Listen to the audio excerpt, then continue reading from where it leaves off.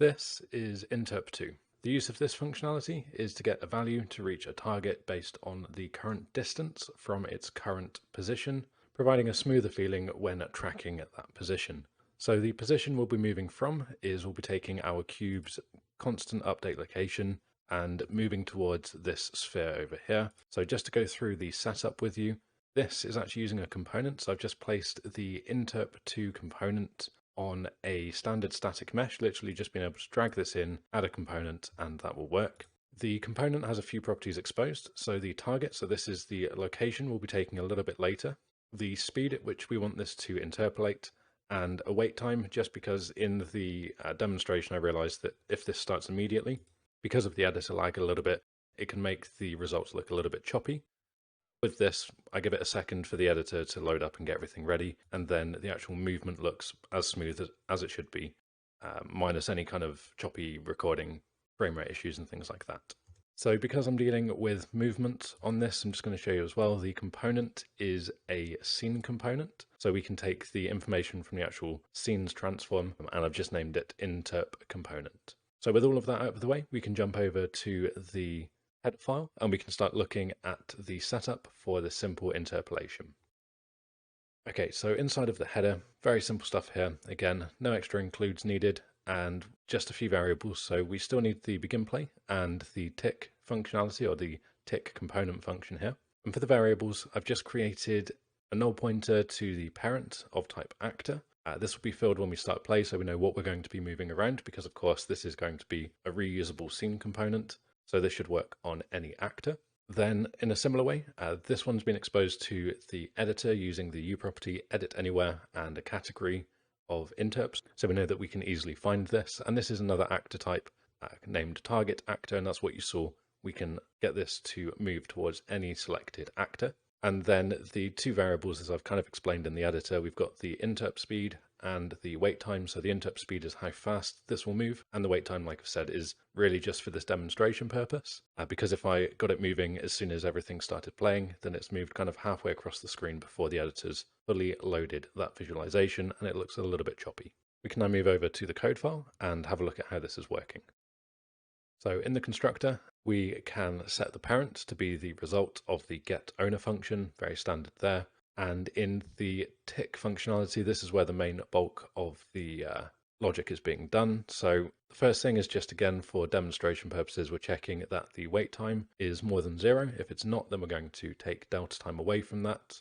This is just a really simple countdown timer, again, just for demonstration purposes, to stop it from moving for that first second, or however long you wanted to stop the object moving. And then we're doing a simple check here. If we don't have a target actor, then we're just going to return, because the functionality below is going to be based purely on getting from our current location to the target location. So the main thing is just here, we're using the fmath v-interp2. So this is a vector interpolation to a specific point. And the way that this works, it takes in 4 different overrides here. Now the first one you'll see is specifically asking for the current location or current value. So if you're looking at something like lerping, this is different, and that will be another topic you can find on the channel. But for the interp2, it actually takes the most recent value stored location or value-wise for the current reference, which in this case is going to be the parent get actor location. The other option here, because we're using a scene component, could be the get scene component location. The second argument is then where we're trying to move towards. So that's going to be the target actor get actor location function. So that is the consistent value in this calculation. It's always going to be moving towards a set location or a set target.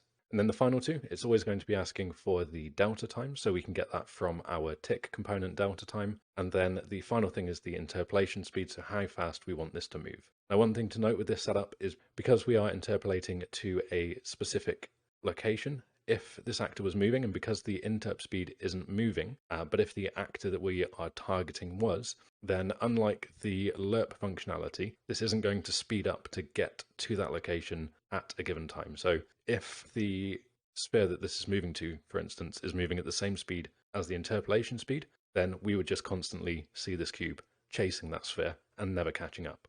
So that is one thing to be aware of when you are using this functionality. And of course, just to cover the other things very briefly, we're using this calculation to set the actor's location. So we're getting, again, the parent details and setting its location based on the result of our InterpTo functionality. Now, something I just wanted to cover very quickly. I've shown just one option here. The title of the video will be specifically InterpTo, which is going to be the broader term for this, but we're using here the vector InterpTo, so moving from one vector parameter to another. But I just wanted to show that if we look for the fmath functionality here, we have a lot of different types of interpolation.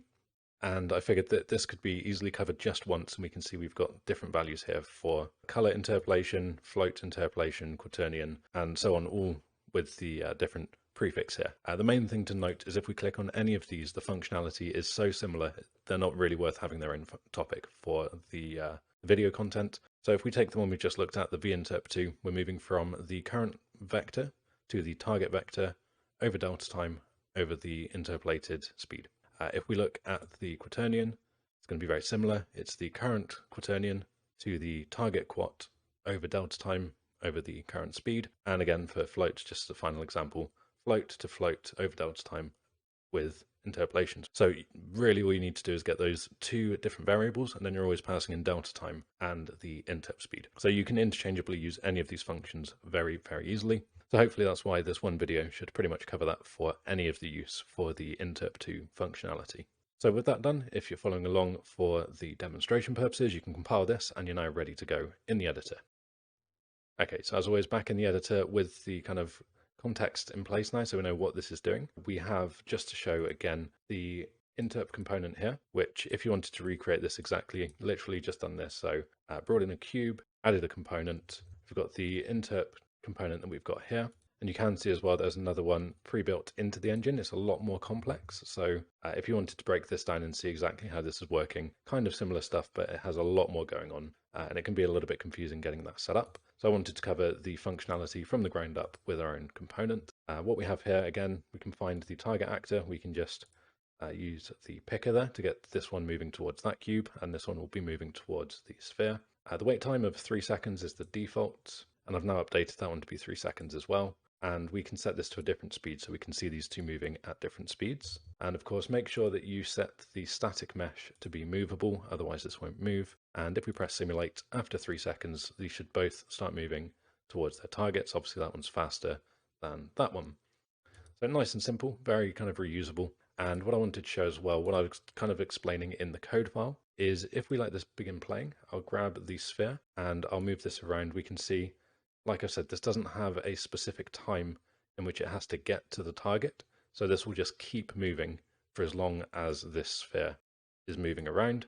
And you can see it's a nice smooth movement that we're getting there because of the way that InterpTo works. So we can just keep this going forever because this is just running on tick.